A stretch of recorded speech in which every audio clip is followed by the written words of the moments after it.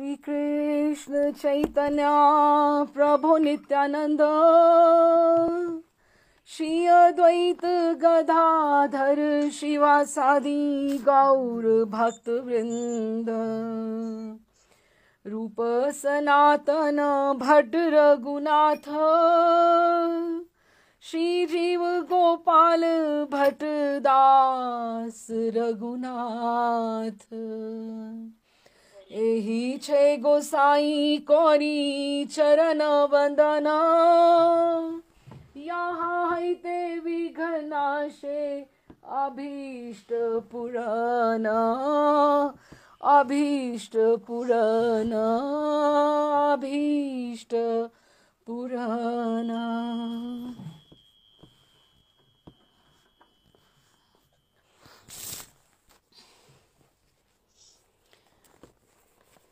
हम लोगों ने जहाँ छोड़ा था लास्ट सेशन में, बहुत सुंदर क्रिटिकल सीन था कि प्रकाशानंद सरस्वती पाद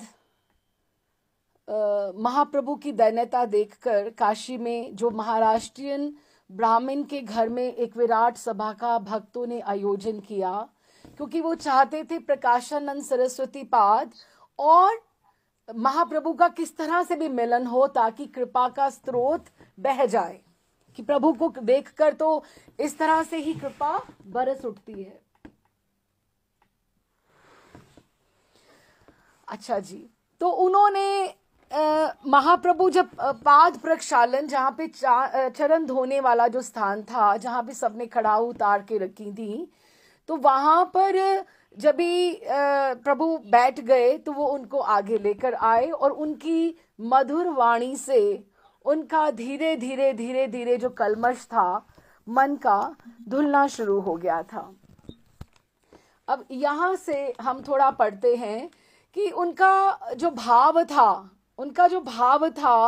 उनका एकदम से, उन्होंने तैयारी तो बहुत कर रखी थी कि मैं, अगर वो भय खाएंगे तो मैं ये करूंगा, अगर वो मेरे से तर्क करेंगे तो मैं ये कहूंगा, लेकिन उनकी सारी की सारी जो थी वो तैयारी धरी रह गई जो, और उनका दैन्यता देखकर वो इतने मुग्ध हो गए कि उनमें वात्सल्य भाव की जागृति हुई और वो जैसे समझाना चाहते हैं। और उनको सबसे बड़ी बात ये लग रही है कि ठीक है, महाप्रभु ने भी बताया कि मैं क्यों रोता हूं, हमने सब पढ़ा कि उनके गुरु ने जैसे उनको नाम दिया और नाम से उनका रुदन शुरू हो जाता है।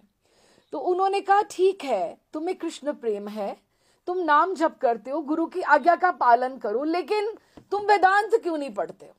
वेदांत तो तुम्हें बिल्कुल पढ़ना ही चाहिए और मैं तुम्हें पढ़ाऊंगा। तो अभी मैं पढ़ाऊंगा, अर्थ ये था कि अभी भी उनमें ये अहम था कि अलौकिक तो है महाप्रभु, दिव्य तो है, लेकिन मैं उनसे बड़ा हूं और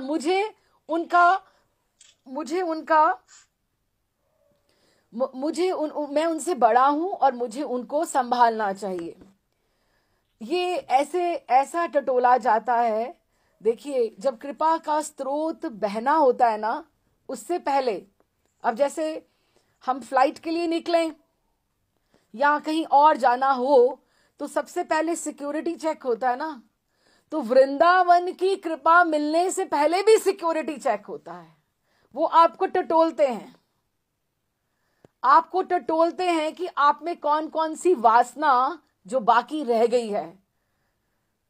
मदन टेर वाले महाराज जी तो कहते हैं कि ये वृंदावन एक ऐसा हॉस्पिटल है कि आप जैसे हो, जिस स्थिति में हो, ये मत सोचो कि मैं पापी हूं, मैं पतित हूं, कैसा भी हूं, क्योंकि अगर ये सोचोगे कि I will improve my self, जो भगवान की कृपा जो है वो उनकी कृपा से ही मिलती है, हमारी योग्यता से नहीं मिल सकती। अगर योग्यता से मिलती होती तो बहुत पार कर चुके होते, और योग्यता के लिए ना जाने हमें कितने जन्म और लेने पड़ेंगे।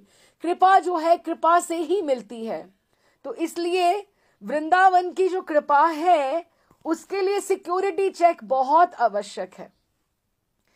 तो उसमें पहले वो आपको टटोलते हैं कि ये कहीं से बीप तो नहीं आ रही, तो फिर रजिस्टर में नोट कर दिया जाता है।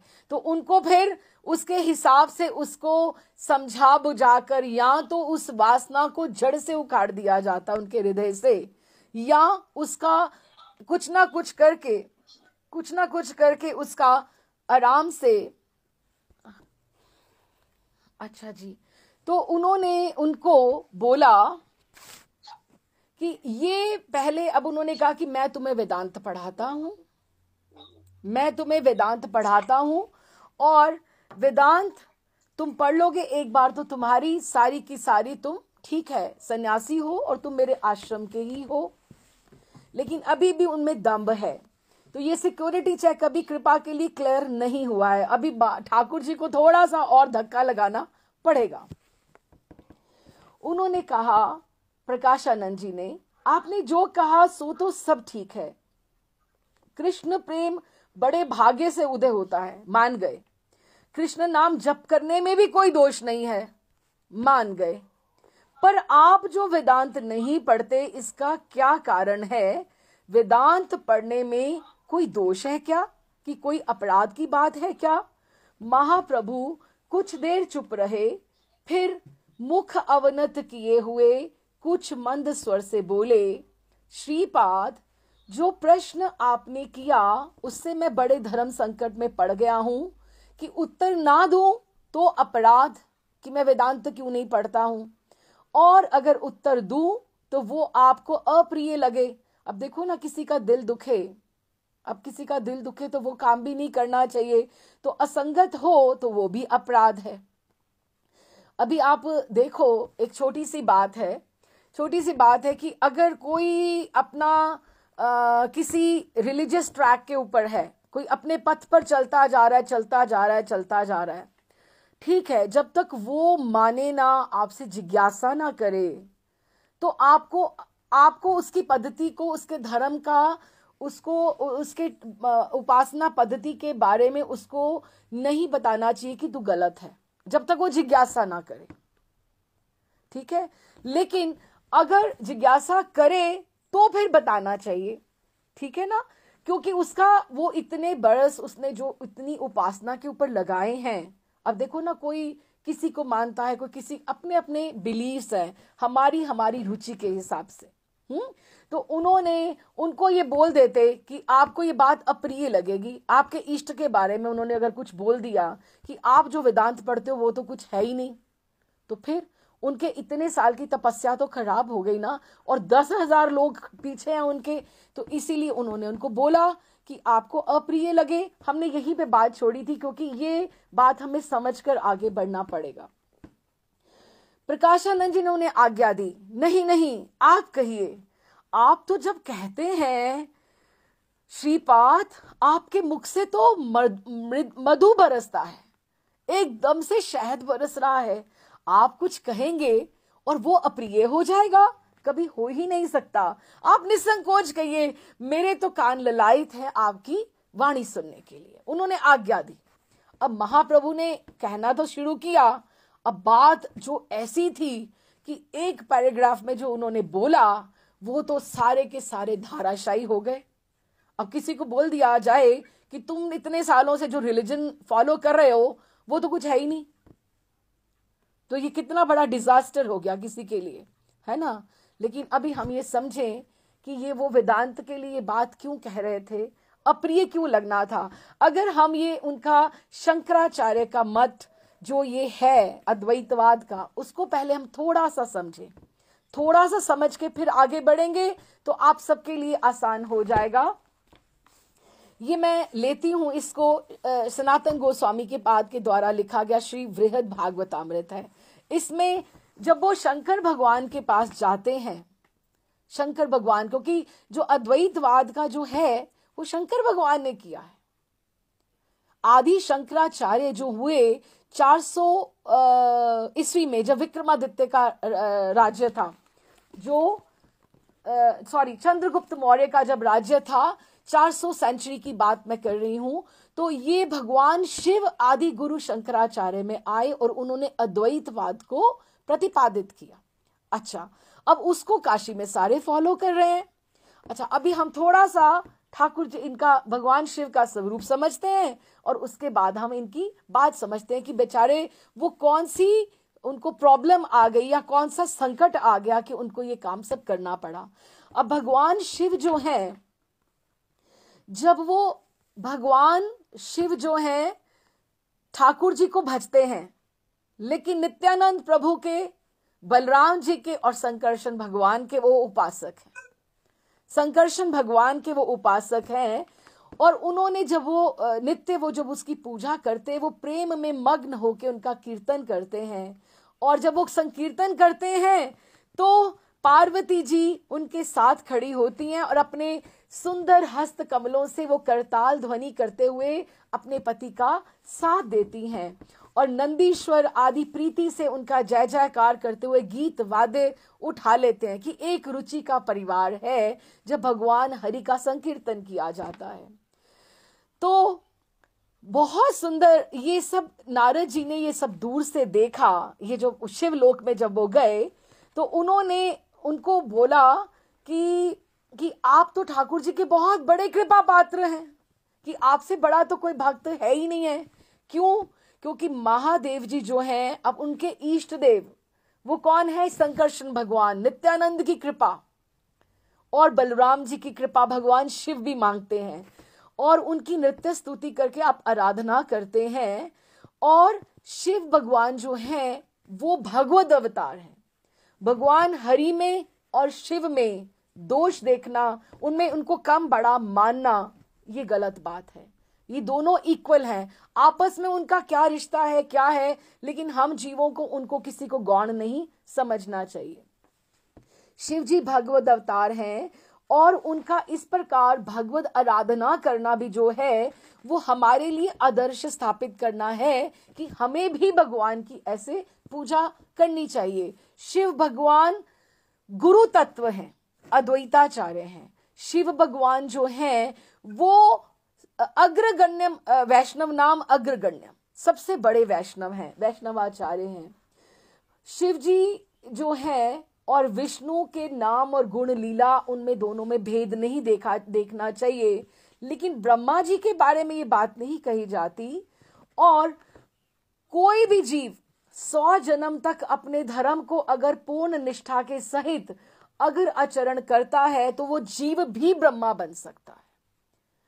कोई इतनी तपस्या करे कि वो इंद्र बन सकता है, कोई ब्रह्मा बन सकता है। लेकिन भगवान शिव, ब्रह्मा बहुत हुए, 4 मुख वाले ब्रह्मा, 8 वाले, 16 मुख वाले ब्रह्मा बहुत हुए, लेकिन हर हर युग के अलग अलग ब्रह्मा हैं। लेकिन भगवान शिव एक ही हैं और वो एक ही रहते हैं। लेकिन शिव चाहे भगवद अवतार हैं, फिर भी वो सबसे बड़े भगवद भक्त हैं और वो निज अपने परिवार के गणों के साथ नित्य भगवान के नाम संकीर्तन नृत्य गान वो पूर्वक करते हैं। तो उन्होंने भगवान नारद को वो बोलते हैं कि आप मुझे कहते हैं कि आप मैं जो हूं, मैं बहुत बड़ा कृपा पात्र हूं, लेकिन मैं तो हूं ही नहीं, मैं तो हूं ही नहीं। कहते क्यों?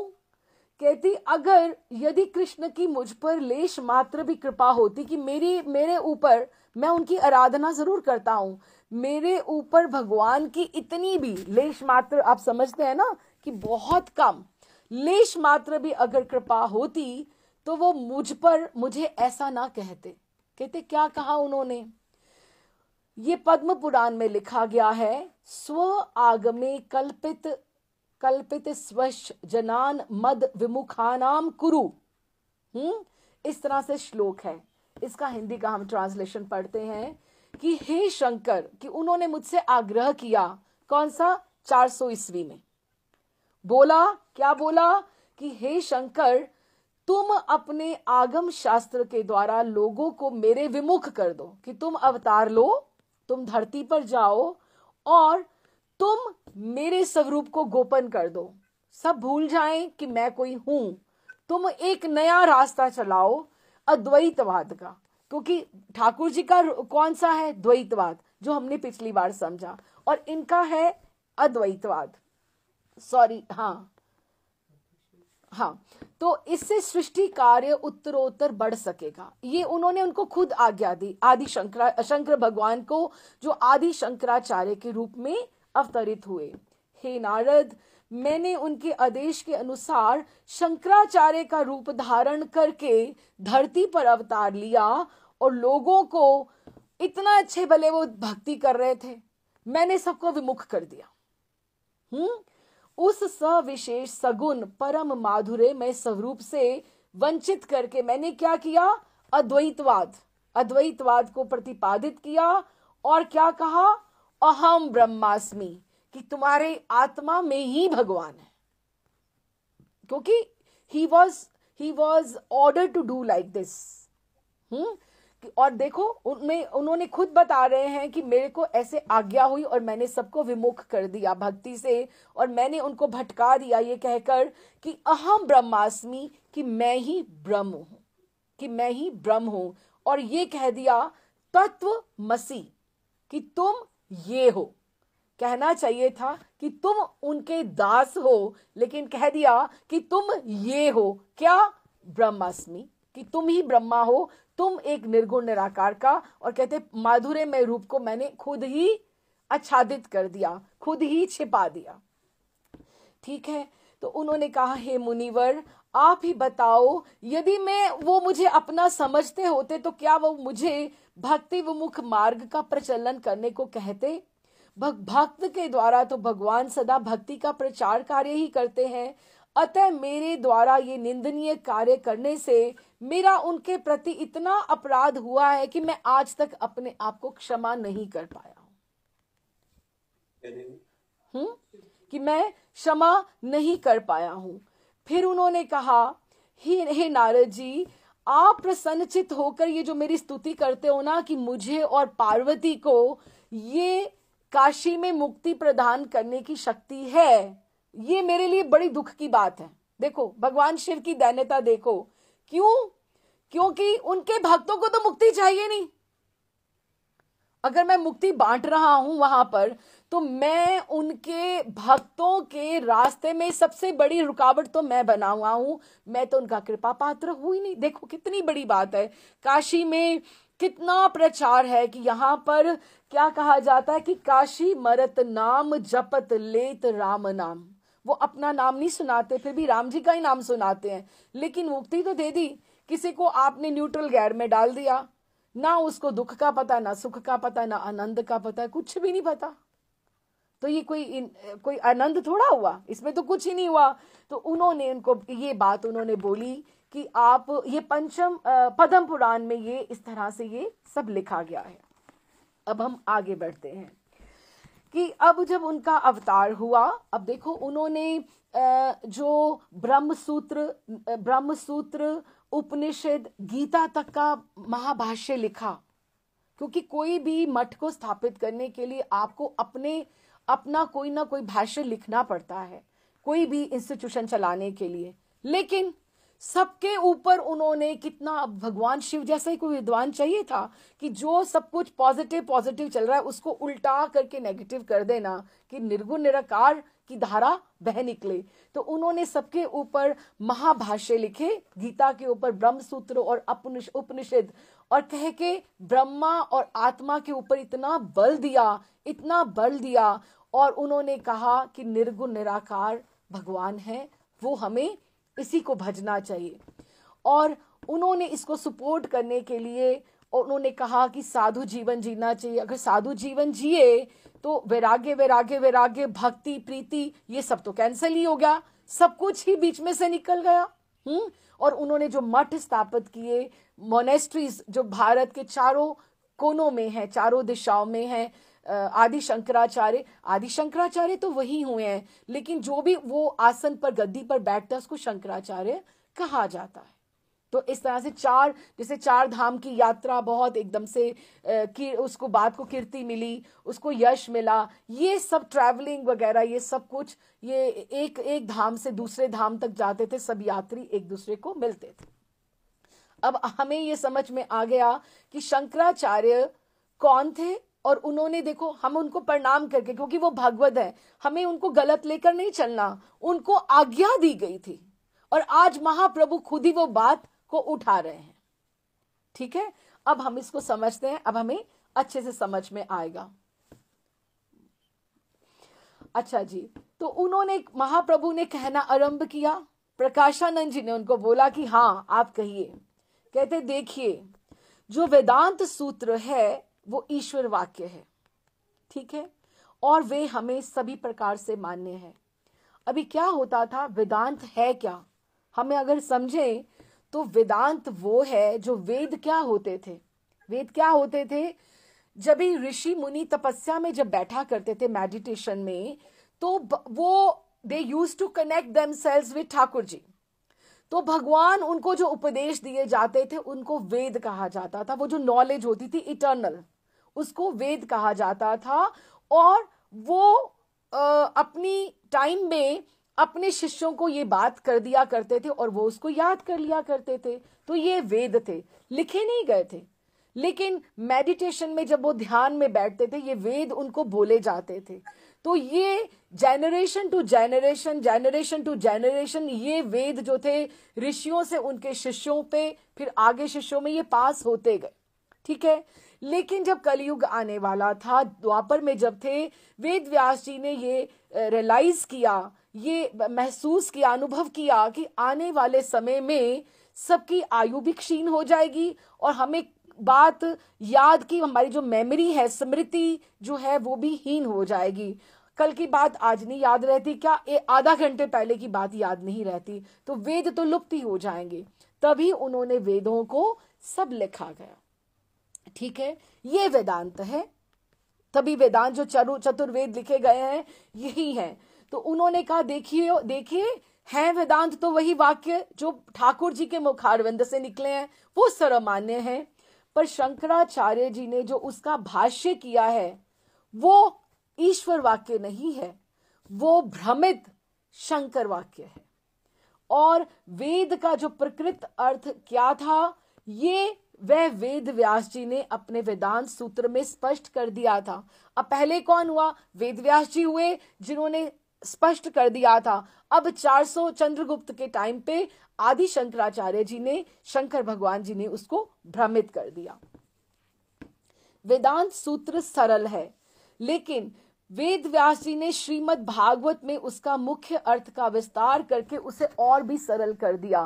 क्योंकि सब ग्रंथ लिखने के बाद, उपनिषद लिखने के बाद, जब वेद व्यास जी को सेटिस्फैक्शन नहीं हुई, उनको तसल्ली नहीं हुई, तो उन्होंने फिर श्रीमद् भागवतम लिखी और कहा कि बस इसके बाद अब और कुछ लिखने की आवश्यकता नहीं है। तो वो उनका अपना भाष्य था। उसके रहते तो अब देखो ना, एक एडवांस नॉलेज जब वेदों के बाद आ गई श्रीमद् भागवतम, तो वेद पढ़ने की आवश्यकता क्या है, अब श्रीमद् भागवतम पढ़ने की आवश्यकता है ना, because that is the advanced study. तो उन्होंने, उनके रहते, श्रीमद् भागवतम के होते, वेदांत सूत्र के किसी और भाष्य की आवश्यकता नहीं थी। पर शंकराचार्य जी ने उसका भाष्य किया। उन्होंने उसका मुख्य अर्थ आच्छादित करके, जो मेन अर्थ को गौण करके, अपने द्वारा कल्पित मत स्थापित करने के उद्देश्य से जानबूझकर किया, पर उसमें उनका दोष नहीं था। ईश्वर आज्ञा से ही उन्होंने ऐसे किया गया, क्योंकि भगवान ने उनको कहा था कि तुम स्वकल्पित अपनी इमेजिनेशन से आगम शास्त्र की रचना करो और उसके द्वारा तुम जन समूह को मुझसे अलग कर दो और मुझे गोपन करके, मुझे छिपाकर, जिससे सृष्टि का कार्य उत्तरोत्तर बढ़ता जाए। महादेव जी ने श्रीपाद शंकराचार्य के रूप में अवतरित होकर उनकी आज्ञा का पालन किया। अब ये पैराग्राफ हमने इतनी देर में ये समझा। अब ये देखो, जो प्रकाशानंद सरस्वती पाद और जो 10,000 सन्यासी वहां बैठे हुए हैं, अब उनको, उनके सिर पे तो जैसे बिजली गिर गई, जैसे कि हम जो ये कर रहे थे ये तो कुछ है ही नहीं है। ये सुनते ही सन्यासियों के कान खड़े हो गए। कुछ तो एकदम विरक्ति के भाव से सब एक साथ बोल पड़े, क्योंकि सबको बात तो नहीं समझ आ रही। श्रीपाद, श्रीपाद, आप ये सब क्या कह रहे हैं? श्री शंकराचार्य जगत के पूज्य हैं, जगत गुरु हैं, आप उनके भाष्य में दोषारोपण कर रहे हैं। महाप्रभु ने कहा, श्री शंकराचार्य जी जगत के गुरु हैं, इसमें संदेह नहीं है, पर ईश्वर से बड़े तो नहीं है ना। वेद जो है वो ईश्वर वाक्य है, वो है, और पर उसका सीधा सरल अर्थ ही ईश्वर वाक्य है। श्री शंकराचार्य ने उसका जो अर्थ किया है वह सरल नहीं है। और अगर आप आगे अगर सुनना चाहते, यदि आज्ञा हो, तो मैं समझाऊं कि किस प्रकार उन्होंने ईश्वर वाक्य को कल्पित करके अपने स्वतंत्र इंस्टीट्यूशन उन्होंने स्थापित की। आप अगर बोले तो, अब ये सब क्लास का विषय है, ये बिल्कुल लेकिन हम थोड़ा समझ के चलेंगे तो हम भ्रमित नहीं होंगे, है ना। तो उन्होंने, अब सब लोग समझना चाहते हैं कि ये कैसे है, समझाइए। तो प्रकाशानंद जी ने महाप्रभु के साहस पर आश्चर्य व्यक्त करते हुए कहा, उनको बहुत आश्चर्य हुआ कि ऐसे तो ये सन्यासी अपने आप को बोल रहा है कि मुझसे नाम जप नहीं होता, रुदन करता है, और ये वेदांत को ही, जिसके ऊपर हम पूरे के पूरे खड़े हैं, उसके आधार के ऊपर उसको ही जुटला रहा है कि ये कुछ है ही नहीं है।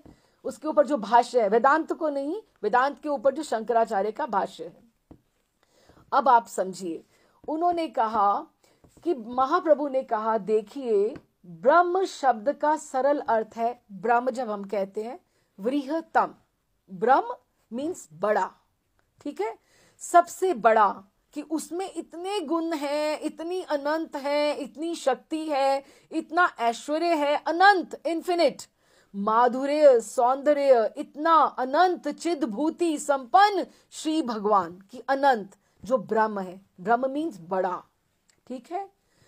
तो श्री शंकराचार्य ने भगवान के उन गुणों को ही गोपन कर दिया, छिपाई दिया, और जब उन्होंने कह दिया कि भगवान निर्गुण है, निराकार है, कि ना तो उनका कोई गुण है, ना कोई उनका आकार है, तो अब आप बोलो कि भगवान का सबसे बड़ा रूप, कि आप बोलो कि उनमें कुछ है ही नहीं है, गुण ही नहीं, कोई क्वालिटी ही नहीं है, कोई कैरेक्टरिस्टिक्स ही नहीं है, तो ये आच्छादित कर दिया। और एक अद्वैय ज्ञान तत्व, ये शंकराचार्य जी ने कहा कि जो निराकार है और निर्गुण है। अच्छा, फिर उन्होंने कहा भगवान के अनंत रूप है, उसमें से निर्गुण निराकार भी एक है। अब ये बात बहुत बार आती है, बहुत लोग पूछते हैं कि सगुण साकार बड़े हैं कि निर्गुण निराकार बड़े हैं। हमें ठीक से समझ लेना चाहिए कि कौन बड़ा है। अब दूध से तो दही जम गया, अब दही से दूध कैसे बनाओगे? नहीं बन सकता ना। अच्छा, उन्होंने उनको कहा, देखो शंका की जा सकती है कि करुणा में भगवान, जिन्होंने जीवों को अपने प्रति ये जो वेद पुराणों की उन्होंने खुद रचना की, उन्होंने ही खुद महादेव को ये आज्ञा क्यों दी? और उन्होंने ये कहा कि भगवान ने ये रियलाइज किया, ये अनुभव किया कि भगवान को देखकर भी, जैसे जरासंध हैं, कंस हैं, चाणूर मुष्टि हैं, अभी इससे ज्यादा अधिक चाणूर मुष्टि के साथ जैसे प्रभु का मिलन होता है रेसलिंग में, इससे अधिक क्या होगा? लेकिन ठाकुर में इतनी शक्ति नहीं है ऐसी कि वो भक्ति उनको दे पाए। तो भगवान उसी को प्राप्त होना चाहते हैं जिसमें प्रेम भक्ति के रूप में उन्हें लगता है कि इसमें योग्यता हो गई है। Very very very minute thing, बहुत छोटी सी सूक्ष्म बात है, इसको समझना। कभी जरासंध ने, जो 18 बार उसने युद्ध किया, उसने कहा हे प्रभु मुझे आप अपनी शरण में ले लो। या कंस ने, समझता था सब कुछ, लेकिन कंस ने बोला, या चाणूर मुष्टि ने बोला, या पूतना ने, उनको शरण में कोई गया, जब वो उसकी शरण में आना ही नहीं चाहते तो उनको मुक्ति दे देना अच्छा है ना। अब मुक्ति बड़ी हुई कि भक्ति बड़ी हुई, हम खुद ही सोचे कि मुक्ति उसको भी मिल सकती है जिसने भगवान को शत्रुता के भाव से भी भजा। तो उन्होंने, भगवान उसी को प्राप्त होना चाहते हैं जिसमें प्रेम भक्ति के रूप में उन्हें प्राप्त करने की योग्यता हो जाती है। जीवों की परीक्षा के लिए उन्होंने 2 तरह के शास्त्र, फिर हमारी नॉलेज के लिए, हमारी टेस्ट के लिए उन्होंने 2 तरह के शास्त्र रचे हैं। एक भक्ति वाले, एक भक्ति विरोधी। दोनों रास्ते दिखा दिए कि जिसको उधर जाना है तो उधर जा, जिसको इधर आना है तू इधर आ। उन्होंने कहा जो उनके भक्त हैं, वो भक्ति विरोधी शास्त्र में जो उनको प्रलोभन दिए जाते हैं, लालच दिए जाते कि तुम्हें हम मुक्ति दे देंगे।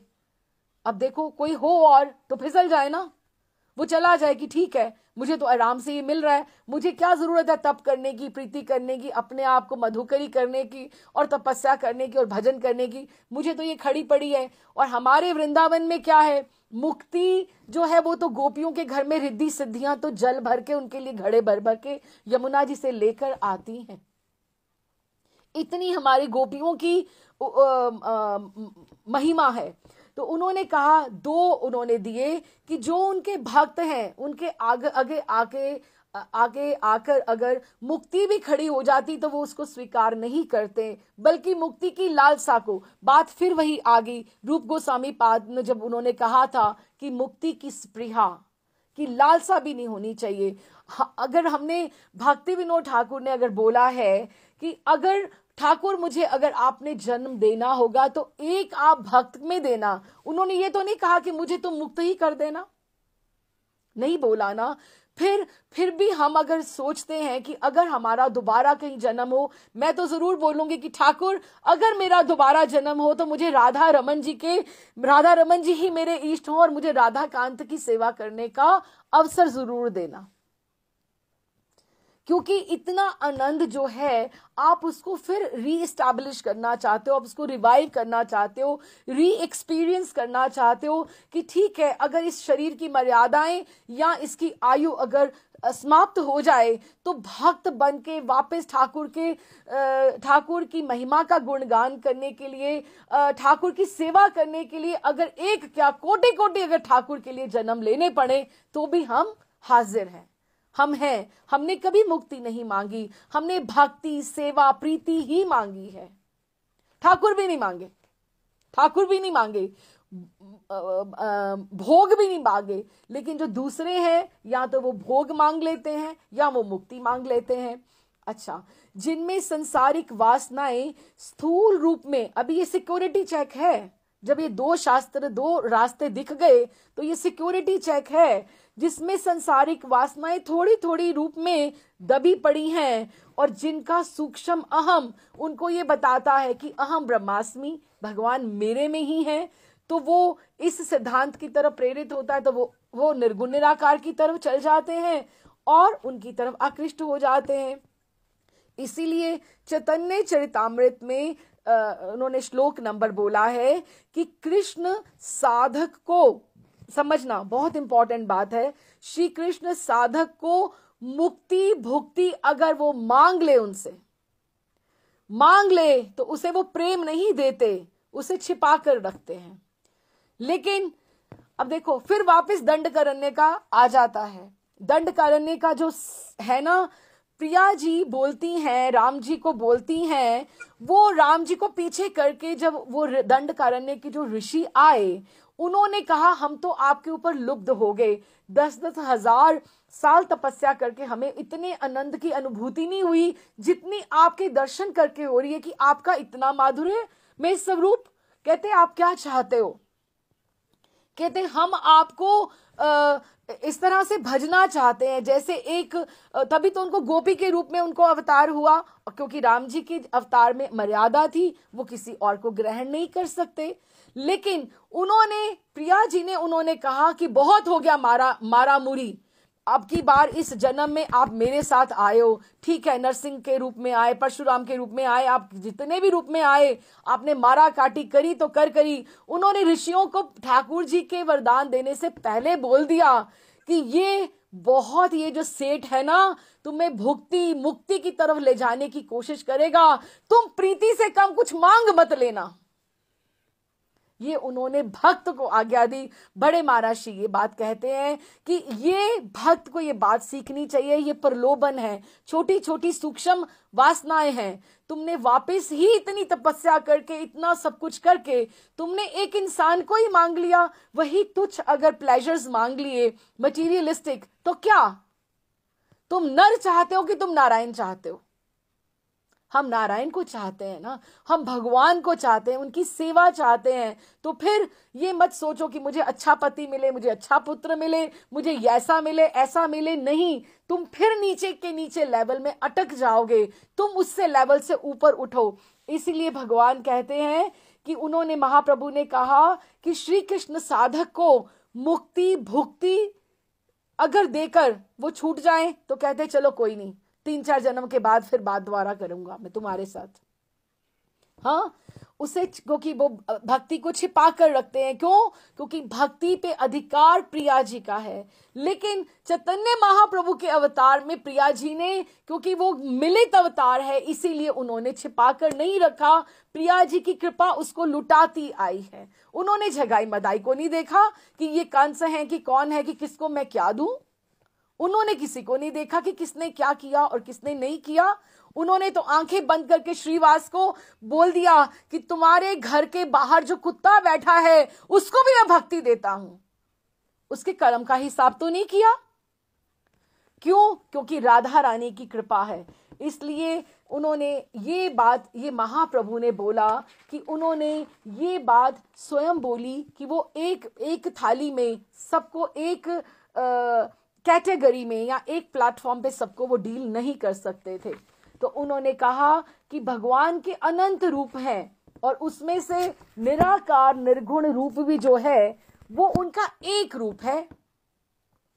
श्री शंकराचार्य ने वेदांत के सूत्रों को गौण करके, गौण अर्थ करके और उनके सभी रूपों को आच्छादित करके केवल और केवल निर्गुण निराकार रूप को स्वीकार किया है। उन्होंने भगवान के श्री विग्रह को, निर्गुण निराकार विग्रह की सेवा, आप किसी से पूछ लो जो विग्रह की सेवा करता हो कि कितना आनंद है आपको विग्रह की सेवा करने में। एक दिन भी किसी को विग्रह की सेवा करने को मिले तो उसको कितना क्या नहीं मिल जाता। हाँ, तो वो बात तो उन्होंने गौण कर दी कि विग्रह सेवा होनी नहीं चाहिए, क्योंकि मूर्ति पूजा को तो उन्होंने ना कर दिया निर्गुण निराकार। उसी में से तो आगे शंकरावादी में से आर्य समाज अगर निकला है तो उसी से तो निकला है। कहां से निकला है? कितना कुछ आगे निकलता गया, ठाकुर की कृपा से ही निकला है। क्यों? क्योंकि जिसको जो चीज चाहिए वो लोभ दे देकर और जन्मों में, नहीं तो एक ही बार में सब कुछ क्लियर ना हो जाए, प्रलय हो जाए और सब कुछ खत्म, सारे गोलोक धाम में चले जाएं। जिसको जहां जहां उलझाना है, हमारी सूक्ष्म ये सिक्योरिटी चेक हो रहा है सारा का सारा, हमें टटोला जा रहा है कि हमारे में क्या है। उन्होंने भगवान के विग्रह को, धाम को, परिकर को और उस सब को, सत्व का जो विकार है उसको माया बोला है कि ये तो माया है। हम मान सकते हैं वृंदावन धाम को कि ये माया है? नहीं मान सकते। हम ठाकुर जी को मान सकते हैं कि ये माया है? नहीं है, क्योंकि हमें अनुभूति होती है। भगवान के श्री अंग को जो माइक कहने से बढ़कर विष्णु निंदा और क्या हो सकती है। भगवान जब स्वयं मायाबद्ध हैं तो दूसरों को माया मुक्त कैसे कर सकते हैं? अच्छा, तो उन्होंने कहा वेद का जो महावाक्य है वो है ओम। ओम इस तरह से, ओम ब्रह्म ही है, ब्रह्म की तरह सर्व आश्रय और सर्वव्यापक है, ये सब जगह पे विद्यमान है।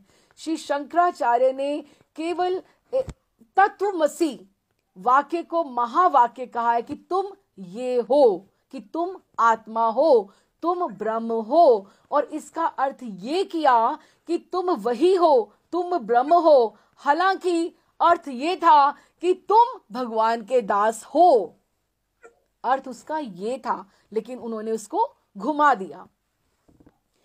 गीता, भागवत आदि शास्त्रों के जीव को भगवान का अंश कहा गया है। जीव यदि अगर ब्रह्म है तो वो मायाबद्ध कैसे हो सकता था? हम कैसे इस तरह से गलतियां कर सकते थे? हम कैसे रोते और कैसे हंसते? हम लोग अगर भगवान की, हम अगर एक होते, अगर ब्रह्म का अंश हैं तो हम कैसे हो सकते? हम तो अद्वैतवाद है ना, हम तो द्वैतवाद है ना। हमारा स्वरूप तो भगवान जैसा है ही नहीं, हम तो नित्य दास का स्वरूप है। तो उन्होंने कहा यदि कहो कि अविद्या जो हमारे में आई तो माया के कारण आ गई, माया से आ गई, तो हम ये कहें ये अविद्या आई कहां से? कि ब्रह्म जो है वो तो वही है, वो उसमें भी है, हमारे में भी है, तो उसके सिवा तो कुछ और है ही नहीं है। ब्रह्म भी ज्ञान है, हम भी ज्ञान है, वो भी प्रकाश है, हम भी प्रकाश हैं। तो हमारे में अविद्या कहां से, अंधकार ये कहां से आ गए? अगर हम भगवान ही हैं तो हम भटक कैसे गए? हम भटक ही नहीं सकते थे। इसलिए उन्होंने ये सारा का सारा उन्हें एक्सप्लेन किया विस्तार से। तो उन्हें कहा,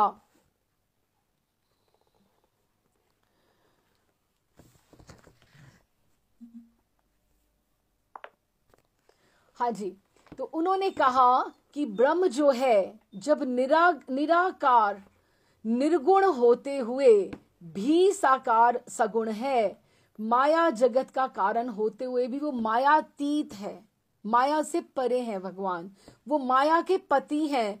और जो भक्ति पूर्वक मायापति की शरण ग्रहण करता है उसे माया नहीं व्यापती है। ये सब कठिन है लेकिन समझना बड़ा जरूरी है, बहुत आवश्यक है। और तो भक्ति पूर्वक हमें मायापति की शरण ग्रहण करके, उनकी सेवा परिचर्या करके और उनकी उपासना करके, उनका चिंतन करके, उनके नाम का जप करके जीव माया के बंधन से मुक्त हो सकता है। गीता में भगवान का वाक्य है, दैवी होयशा गुणमयी मम माया दुरस्तया मामेव ये प्रपद्यन्ते माया मिता तरंती ते, कि जो मेरी शरण लेकर जो भजता है उसको माया नहीं व्यापती है, माया उसकी सहायता करती है, क्योंकि उसको पता है कि ये मेरे पति को प्यार करते हैं, ये मेरे पति के रास्ते में चलना चाहते हैं, तो let me help them out.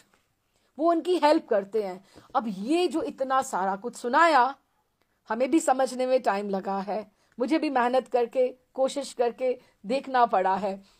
तो अभी सन्यासी सब अवाक, जब महाप्रभु ने इतने सन्यासियों के आगे धीरे धीरे मंत्र मुग्ध की तरह वे महाप्रभु को सुनते रहे और अंत में बोले, श्रीपाद आपने जिस सूत्रों के गौण का अर्थ का खंडन किया उसका तो बात करने के लिए हमारे पास कुछ ही नहीं है।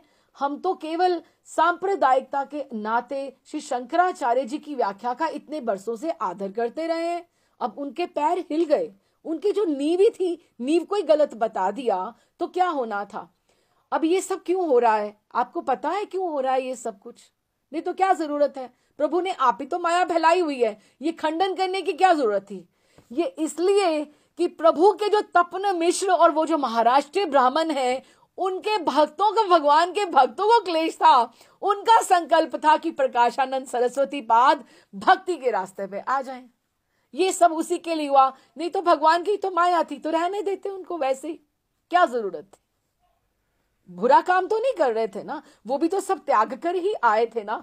लेकिन अब मंत्र मुक्त तो प्रकाशानंद भी थे, इतने अच्छे से प्रभु ने समझाया, पर वे सहज ही दूसरे सन्यासियों की बात का समर्थन करने वाले नहीं थे।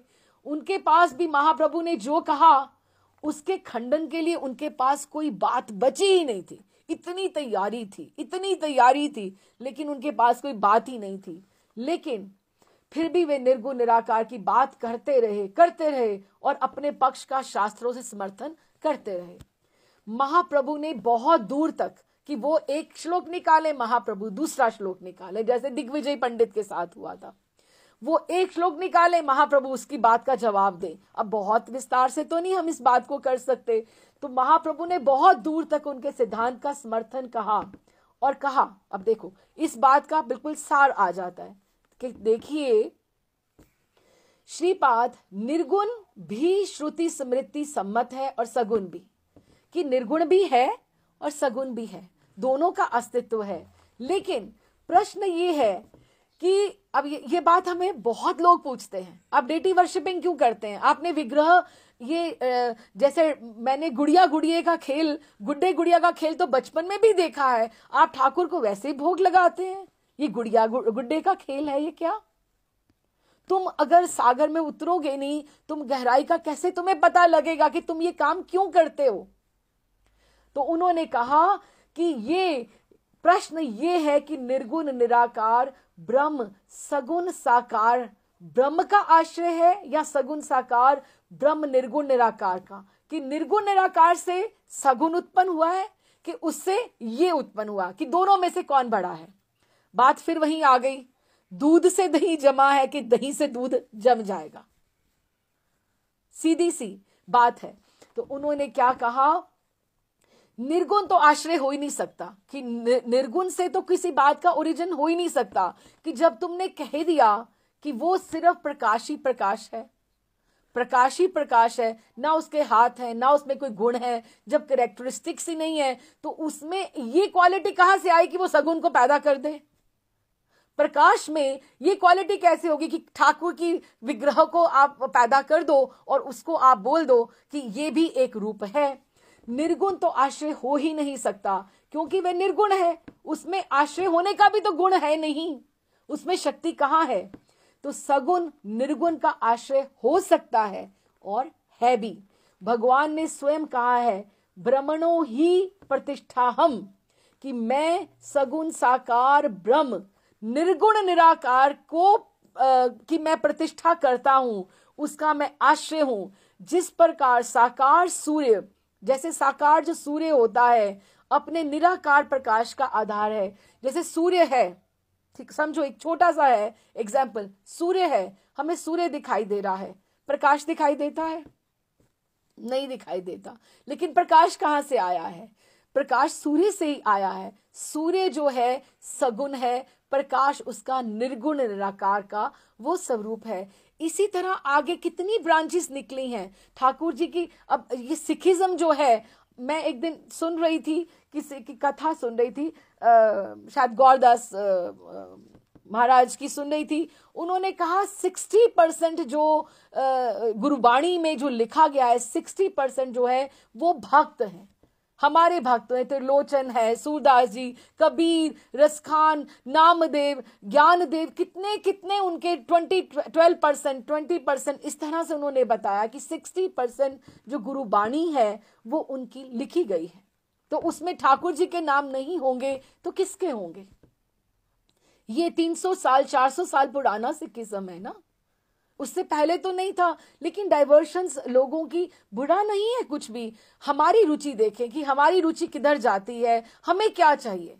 हमारे आगे प्लेट सजी हुई है, हमें पता है कि हमें किस चीज की भूख है, हमें रसगुल्ला खाना है कि हमें रोटी से पेट भरना है कि चावल से भरना है, ये हमारे ऊपर है। तो जिस प्रकार सूर्य अपने निराकार प्रकाश का आधार है, उसी प्रकार जो ब्रह्म है वो निराकार ब्रह्म का आधार है। निरंकार ब्रह्म साकार ब्रह्म द्विभुज मुरलीधारी जो श्री कृष्ण है, उसकी अंग कांति ही निर्गुण निराकार प्रकाश है, वही है। अब देखो सिखिज्म है, आगे राधा स्वामी पंथ निकल आया, आगे निरंकारियों का पंथ निकल आया। धीरे धीरे धीरे धीरे डाइवर्शंस, सबको परिणाम है, सबको अच्छा काम तो कर रहे हैं ना सब लोग, कोई बुरा काम नहीं कर रहे। अगर हमें वो अपील होता है तो हम वहां जा सकते हैं। जैसे प्रभुपाद ने कहा, I am a salesman, I am selling my things, I am promoting Krishna, I am promoting Krishna religion. अब जिसको अपील होता है वो उसको स्वीकार करे, नहीं होता तो कोई नहीं,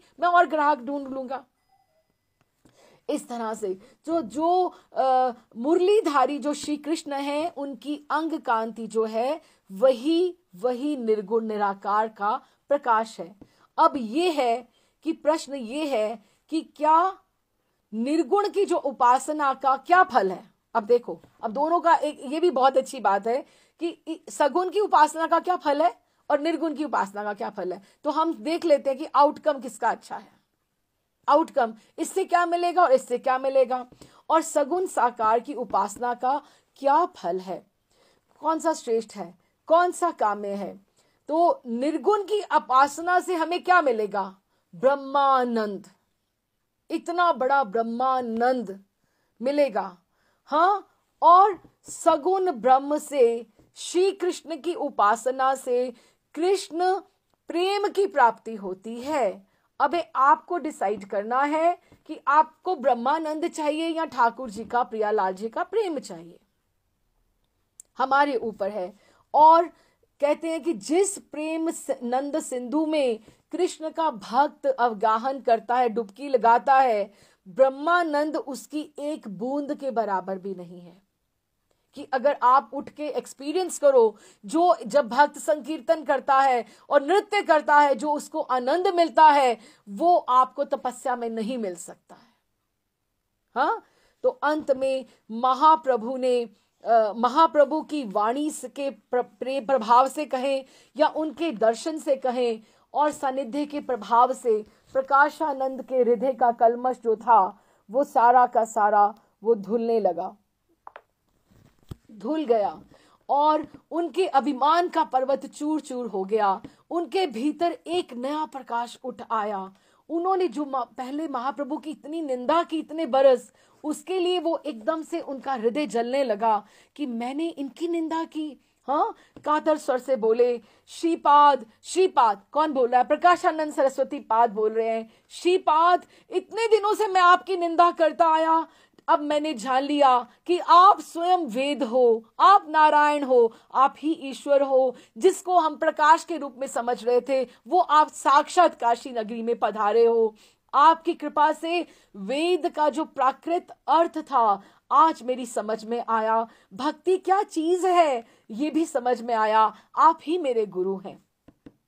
अन्य सभी सन्यासियों, अब बाकी जो सन्यासी तो क्या बोलते, वो तो सब शिष्य थे, वो तो प्रकाशानंद जी को सपोर्ट कर रहे थे। सब उनकी वाणी सुन के अब किसका ये प्रभाव हो रहा है? ये कथा का प्रभाव हुआ है। और सन्यासियों का प्रकाशानंद से भाव तादात्म्य हुआ, मींस उनका भाव भी सेम ही था। उसको वो रिप्रेजेंट कर रहे थे, लीड कर रहे थे, और वो भी सब भक्ति से गदगद हो रहे थे।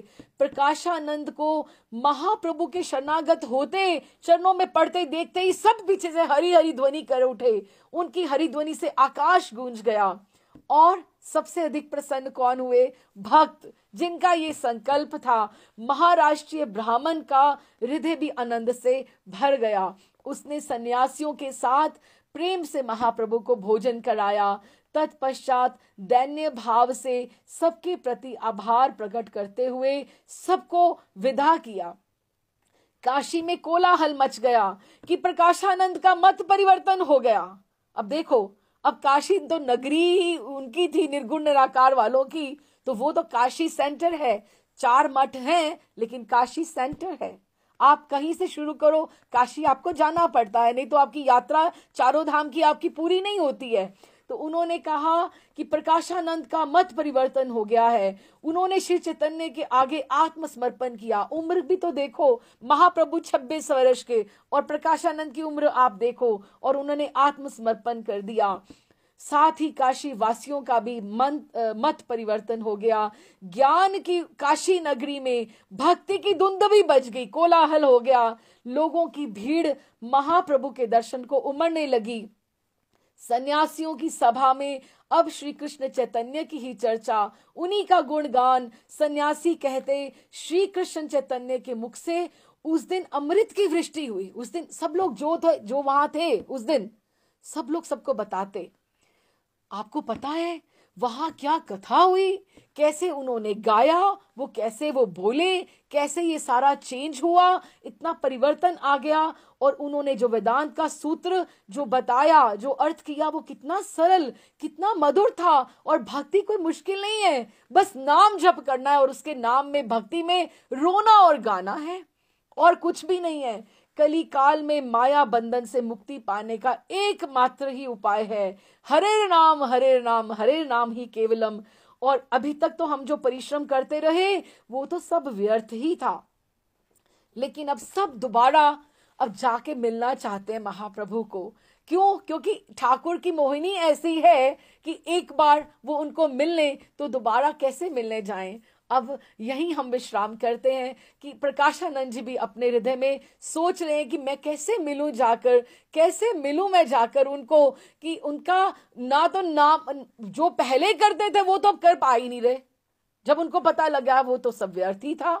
अब वो जो करना चाहते हैं वो कर नहीं पा रहे हैं। क्यों? क्योंकि महाप्रभु हृदय स्थान में आके, आंखों के आके आके बैठ गए हैं। तो अब आगे उनका कैसे, उनका अगला आपस में साक्षात्कार होता है, प्रकाशानंद जी कैसे मिलते हैं और प्रकाशानंद जी कैसे प्रबोधानंद बनेंगे, उसकी फिर आगे हम लोग बात करेंगे। बोल श्री चैतन्य महाप्रभु की जय। श्री प्रबोधानंद सरस्वती पाद की जय। आदि गुरु शंकराचार्य भगवान शिव की